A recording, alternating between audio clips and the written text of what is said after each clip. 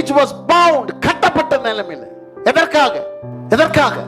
for the will of God, தேவனுடைய சித்தத்திற்காக, தேவனுடைய நோக்கத்திற்காக. இந்த உலகத்தின் கூலி ஒரு நாள் என்ன பண்ணல, வாங்கல. என்னுடைய படிப்பு முடிச்சோன்னே என்னுடைய வாழ்க்கை முழுவதும் இன்னைக்கு வரைக்கும் எனக்கு தெரிஞ்ச ஒரே சர்க்கிள், எனக்கு தெரிஞ்சதெல்லாம் ஒன்று சபை, தேவனுடைய காரியங்களை தவிர. நான் சொல்றது, அப்போ ஒரு சில நேரத்தில் அதான் ஒருவரும் ஒரு காலமும் ஏறிராத கழுத குட்டி, which is specially bound for Christ, கிறிஸ்துக்காக. அதனால வேலை செஞ்சு பண்றதுனால கட்டப்பட்டல. என்ன மேட்டர் வந்து ஊழியம் செய்யறியா இல்லையா, தேவ திட்டத்திற்காக, தேவனுடைய பர்பஸ்க்காக, தேவன் உன்னை இந்த பூமியில என்ன அசைன்மெண்ட்டுக்காக வச்சிருக்கிறாரோ அதற்காக நீ கட்டப்பட்டு இருக்க வேண்டும். அவ்வளவுதான். You should be bound. அதற்கு உன்னுடைய ஆசைகள் உனக்குள்ள எழுப்பி வருகிற இதுதான் பிசாசுடைய ப்ரோவோக் பண்ணுவான் உன்னை.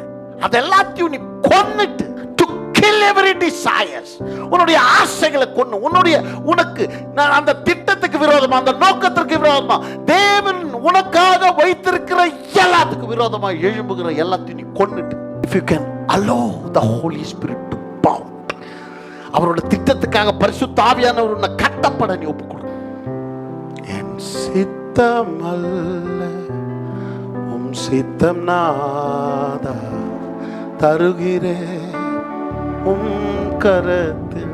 என் சித்தம் இல்லை, என்னுடைய நோக்கத்திற்காக இல்லை, நீர் எனக்காக வைத்திருக்கிறது.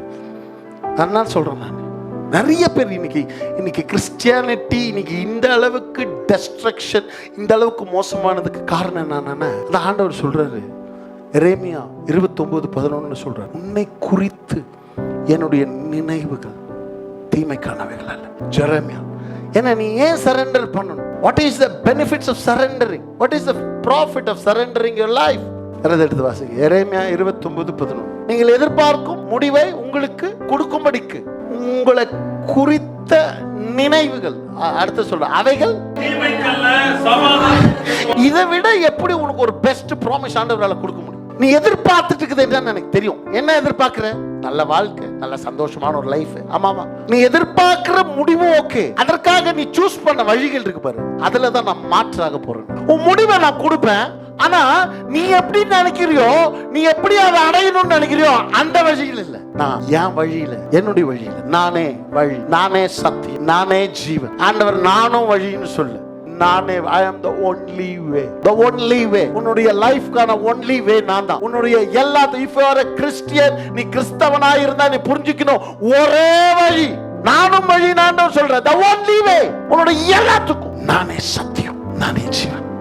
I am the life, I am the truth, and I am the way. நீ எதிர்பார்க்க முடிவு, உன் லைஃப், உன் ஃபேமிலி, உன் பிள்ளைங்க, வாழ்க்கை எல்லாம் எப்படி இருக்கணும், நீ எதிர்பார்க்கிற முடிவை நான் தருவேன். ஆனா அப்ப அவர் சொல்றாரு, உன்னை குறித்து என்னோட நினைவுகள் எதுக்கானதல்ல, தீமைக்கானது. ஏன் இந்த வேர்டு இங்க வந்து சொல்ல வேண்டிய அவசியம்? என்னுடைய நினைவுகள் உன்னை குறித்து என்ன இல்ல.